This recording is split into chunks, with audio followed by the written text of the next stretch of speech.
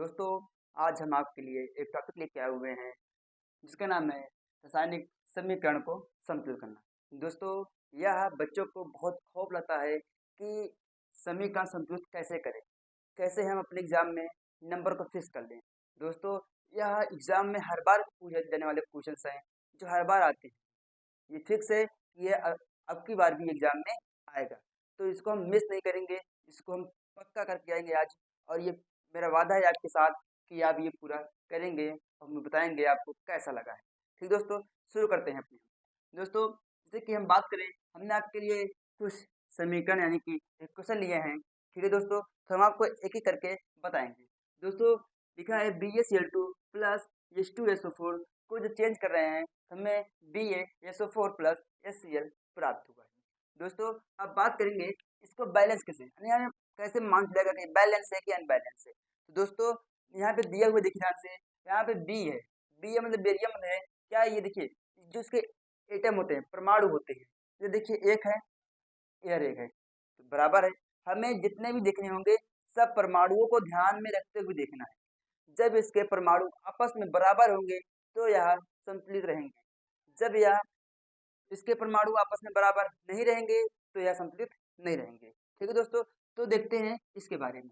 तो यहाँ देखें ध्यान से दोस्तों, हमारे पास जो दिए गया है यहाँ पे बी ए है, यहाँ पे बी ए है, तो इसके परमाणु आपस में क्या है, बराबर है। ठीक है, इसी प्रकार देखिए यहाँ पे हमारे पास सी एल है। क्या है, सी एल, इसमें जो टू लगा हुआ है, इसका मतलब है जो सी एल है वो दो परमाणु है। ठीक है, दो लोग हैं। अब यहाँ देखिए हमारे पास जो सी एल है यहाँ पर एक है, यानी कि हमारा संतुलित नहीं है, इसको हमें संतुलित करना होगा। तो दोस्तों, हम बात करें कि इसके संतुलित करने की कोई विधि नहीं है, ऐसी कोई विधियां नहीं होती हैं, पर इसको हम अपने अनुमान विधि से, यानी कि हम अपने खुद के मेथड से इसे सॉल्व कर सकते हैं। हम आपको इसके बारे में ट्रिक भी सिखाएंगे कैसे करना है, और इसको समझने का प्रयास भी करेंगे। ठीक है, चलिए शुरू करते हैं। दोस्तों, पहले हम, हमारे पास लिखा है BaCl2, तो पहले हम एक ही करके एक एक बॉक्स बनाएंगे और लिखने का प्रयास करेंगे। देखिए जिस प्रकार से बना रहा हूँ, ये आप एक रफ कार में करने का प्रयास करेंगे। ठीक है, जैसे कि हमारे पास है BaCl2 है, तो BaCl हो गया। ठीक, Cl। ठीक, अब देखिए मेरे पास Ba कितने एटम है, 1। Cl कितने हो गए, 2। ठीक, ऐसे ही हमें देखना है अगले वाले का। ठीक, अगला लेना है मेरे पास क्या, अगले में अगला है H कितने हैं, हाइड्रोजन कितने हमें दिए गए हैं, 2। सल्फर कितने दिए गए हैं, 1। ठीक, ऐसे ही देखेंगे हमारे पास ऑक्सीजन कितने हैं, 4। ठीक, ये हो गया।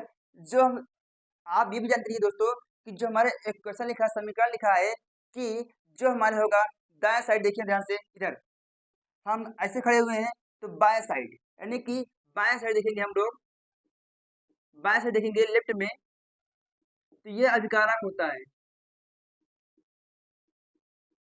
अभिकारक मतलब ये हमारे रिएक्टेंट होते हैं। ठीक है, अब जो हम देखेंगे दाएं साइड देखेंगे, दाएं साइड यानी कि राइट में। ठीक, ये हमारे कहते हैं उत्पाद यानी कि प्रोडक्ट, जो नया बनता है। जब हम दो या दो से अधिक पदार्थों को आपस में मिलाते हैं तो हमें एक नया पदार्थ बनता है। ठीक है, तो हमने एक तरफ से अभिकारक यानी कि रिएक्टेंट को लिख लिया है। अब दूसरी तरफ लिखेंगे हम लोग प्रोडक्ट यानी कि उत्पाद को। हमारे पास क्या है, बी दिया गया है, 1 है। यस कितना दिया गया है, 1 है। ऑक्सीजन कितना दिया गया है, 4। ठीक, अगला कितना क्या है, HCl दिया गया है, हाइड्रोजन 1, Cl 1। क्लियर, अब हो गया, इतनी बात समझ में आई। मैंने कुछ नहीं किया, मैंने क्या किया, जितने भी दिए गए हैं हमारे पास यौगिक दिए, सब ये क्या है, यौगिक है। ठीक है, और उस प्रकार से दिए गए हैं, तो मैंने इनको एक एक बॉक्स में रख लिया है। रिएक्टेंट को अलग कर लिया, प्रोडक्ट को अलग कर लिया। क्लियर, समझ में आया? ध्यान देना, रिएक्टेंट को अभिकारक कहते हैं और उत्पाद को कहते हैं प्रोडक्ट। ठीक है, कंफ्यूज मत होना। चलिए देखते हैं। अब देखिए दोस्तों कि हम यहाँ से समझने का प्रयास करेंगे। यहाँ क्या लिखा है, बी ए कितने हैं, 1। ये 1 बैलेंस है। Cl कितने हैं 2 है, यहाँ Cl कितने 1 है, मतलब मैं Cl में 2 का इंटू करा दूँ, गुणा करा दूंगा तो पूरा हो जाएंगे। तो कराइए 2 का, 2 कराया तो 2 कराया तो ये Cl 2 हो गई, ठीक। परंतु इसके साथ लगा हाइड्रोजन, हाइड्रोजन क्या गया 2 हो गया, ठीक। अब किसी कितने हो गए 2 2 हो गए, ठीक है, यानी Cl बराबर हो गया। आगे देखिए H कितने हैं 2 2 गए बैलेंस है, S कितना है 1 1 बैलेंस है, O कितना है 4 बैलेंस है। यानी कि हम यहाँ पे Cl में 2 लगा देंगे, क्या कर देंगे 2, तो हमारा पहला क्वेश्चन बैलेंस हो जाएगा। ठीक है दोस्तों, ध्यान समझिए और प्रयास कीजिए। क्या यह आपको समझ में आया? मैंने कुछ नहीं किया, मैंने जो अभिकारक लिया है एक तरफ कर लिया, उत्पाद को एक तरफ कर लिया, फिर मैंने उसको अलग अलग बक्से में रखा। रखने पर बीजे जितने थे उतने किए, Cl जितने थे उतने हमने लिख दिया, सेम तरह से हाइड्रोजन लिख दिया, यानी कि जितने भी एटम थे मैंने एक एक करके लिख दिया और देखा मिलाया कौन से बराबर है कौन से बराबर नहीं है, उसको हमने लिखा। ठीक है, समझ में आया? आज देखते हैं दूसरे को। ठीक है दोस्तों, आपको जहाँ पे जिस टॉपिक पर समझना हो आप बताइए, हम आपको पुनः बताने का पूरा प्रयास करेंगे। ठीक है, देखिए ये हमारा पहला कंप्लीट हो गया है। ठीक, अब देखते हैं अगले का क्या कह रहा है। जब हम आयरन को जल के साथ क्रिया कराते हैं हमें यह Fe3O4 प्लस H2 प्राप्त होता है।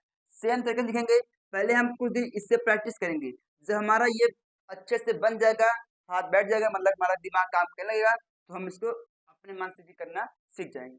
ठीक है, देखिए ये फिर दिया गया हमारे पास 1 दिया गया है, ठीक। पर यहाँ क्या दिया है, अगले में हाइड्रोजन दिया गया है 2, ऑक्सीजन दिया गया है 1, ठीक। वहां देखेंगे ये फिर दिया गया है 3, ऑक्सीजन 4, यस दिया गया है, ठीक। आप देखिए पहले मिलाइए, क्या ये बैलेंस है?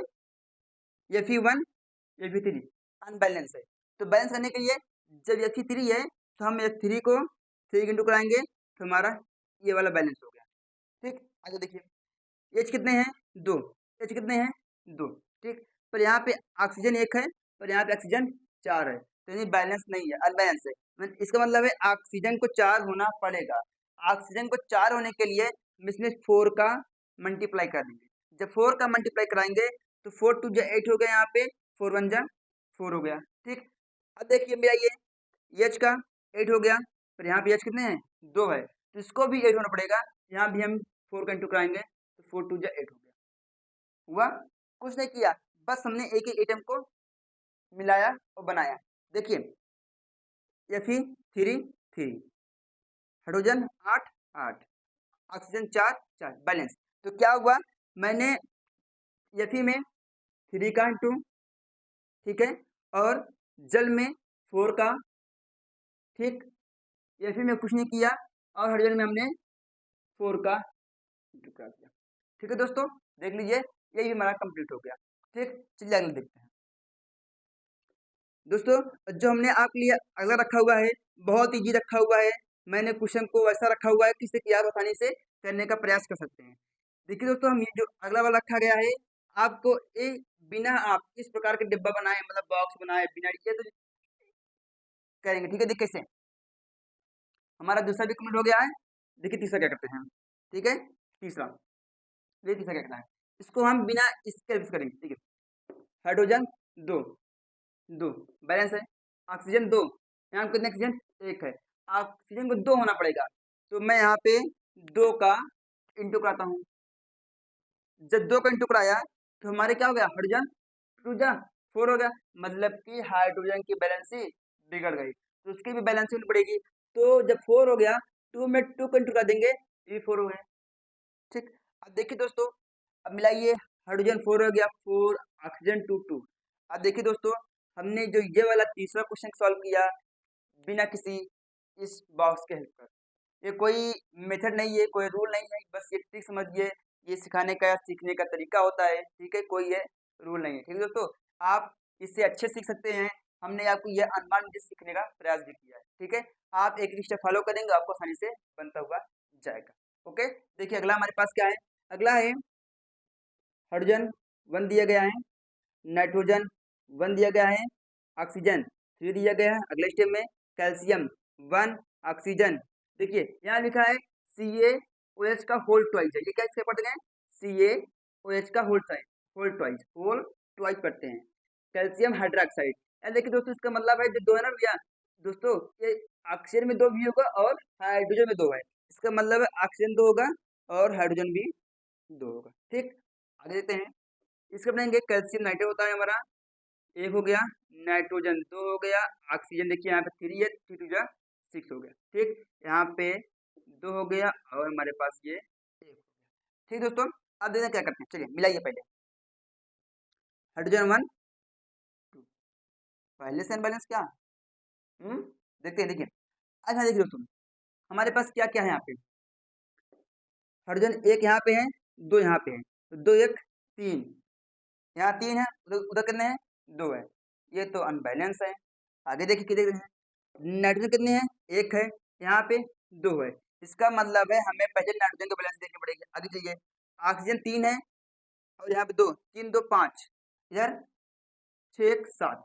और हाँ देखिए दोस्तों, कभी भी हमारे एटम की बैलेंसी विषम नहीं होती है, ऑलवेज सम। ठीक है, इवन नंबर रहेगा।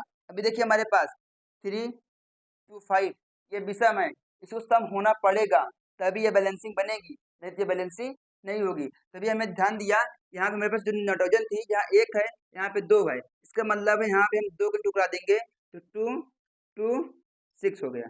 ठीक, आगे देखिए अब क्या हुआ हमारे पास, देखिए अब हाइड्रोजन 2 2 जा 4, 4 यहाँ करने के लिए 2 का टुकड़ा मैंने, हो गया। अब मिलाइए तो हो गए जरूर है। देखिए 2 हाइड्रोजन 2 और 2 यहाँ पे, 2 जा 4 बैलेंस, नाइट्रोजन 2 2 बैलेंस, ऑक्सीजन 6 6 2 8, सम हो गए। अब देखिए 6 6 2 8, देखिए सम हुए नहीं हुए। आगे कैल्शियम 1 कैल्शियम 1 ऑक्सीजन 2 2 हो गए हैं, हाइड्रोजन 2 सब हो गए हैं। ठीक, तो यानी कि हमने आसानी से कर लिया, क्या किया, हमें नाइट्रेट में 2 कराना है और जल में 2 कराना है, तो हमारा ये भी बैलेंस हो गए। क्लियर, कोई समस्या दोस्तों, आपको जहां भी समस्या हो आप बताइए, हमने अपना 4 क्वेश्चन को सॉल्व कर लिया बैलेंसिंग से। ठीक है, अब आगे देखते हैं, हमारा अगला है दोस्तों, हमने 4 सॉल्व कर लिए हैं, अब सॉल्व होते हैं ये वाला। नहीं दोस्तों, सोडियम आ रहा है, सोडियम कितने परमाणु है 1, ठीक है। यहाँ देखिए सोडियम कहाँ पे हमारे पास, यहाँ पे है, ये कितने हैं 1 ही है, बैलेंस है, कोई दिक्कत नहीं है। Cl कितना है हमारे पास 1 है, यहाँ Cl कितने हैं 1 है, ये बैलेंस है, कोई दिक्कत नहीं है। नाइट्रोजन कितने हैं 1 है, यहाँ कितने नाइट्रोजन 1 बराबर है। ऑक्सीजन कितना है 3 है, 3 बराबर, यानी कि ये वाला में हमें कुछ नहीं करना है, ये हमारा पूरी तरह से बैलेंस है। ठीक है दोस्तों, दोस्तों हमारा अगला है 6 और 7। दोस्तों 6 और 7 आप लोग होमवर्क भी करना और करके बताना यह कैसा है। ठीक है दोस्तों, ये आपके लिए दिया हूँ मैं। ठीक,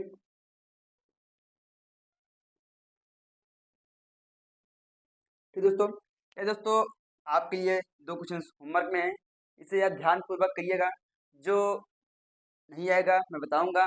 और हाँ, साथ में आप इसे ध्यान से अच्छे से करना और हमें बताइए कमेंट में आपको यह कैसा लगा, समझ में आया नहीं।